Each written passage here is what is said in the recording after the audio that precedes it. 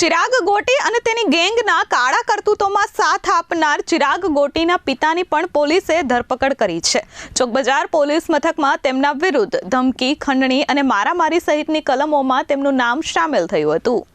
કુખ્યાત ચિરાગ ગોટી અને તેની ગેંગ દ્વારા આચરવામાં આવેલા આતંકનો હવે અંત આવી રહ્યો હોય તેવું જણાઈ રહ્યું છે। સુરતની ચોકબજાર પોલીસે માત્ર ચિરાગ ગોટીની જ નહીં પરંતુ તેના ગુનાહિત કૃત્યોમાં પડછાયાની જેમ સાથ આપનારા તેના પિતા ઘનશ્યામ ગોટીની પણ ધરપકડ કરી છે। આ આખો મામલો જમીન દલાલના અપહરણ અને ખંડણીથી શરૂ થયો હતો, જે હવે ગુજસીટોક જેવા કડક કાયદા સુધી પહોંચી ગયો છે। ચિરાગ ગોટીની માથાભારે છાપ અને તેના તાલિબાની અત્યાચારના કિસ્સાઓ હજુ શાંત પડ્યા નથી, ત્યાં તેના પિતા ઘનશ્યામ ગોટીની ધરપકડથી આ ગેંગના મૂળિયા હચમચી ગયા છે।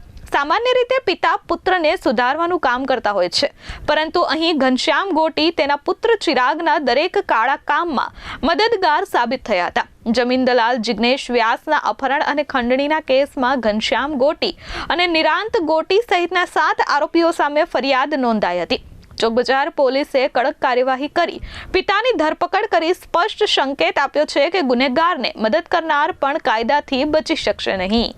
ચિરાગ ગોટી કે જેના સંખ્યાબંધ વિડીયોઝ વાયરલ થાય છે લોકોને મારતા અને ભય ઉત્પન્ન કરતા, તો એના એક જિગ્નેશ વ્યાસની ફરિયાદ દાખલ કરી છે। ત્યારબાદ ચોક બજારમાં ગઈકાલે રજની વાવડિયા કરીને બિલ્ડર છે એની ફરિયાદ લેવામાં આવી છે। 3 લાખની સામે એની પાસે 18 લાખની ખંડણી વસૂલ કરેલ છે। 2 ફરિયાદો ખંડણી દાખલ થઈ છે, અગાઉની 7 અને NDPSનો ગુનો એમ કરીને અત્યાર સુધીમાં 10 ફરિયાદો દાખલ થઈ ચૂકી છે। અને જેમ જેમ લોકો અમારી સામે આવતા જશે અમે એની ફરિયાદો લઈશું અને લોકોને ન્યાય આપીશું।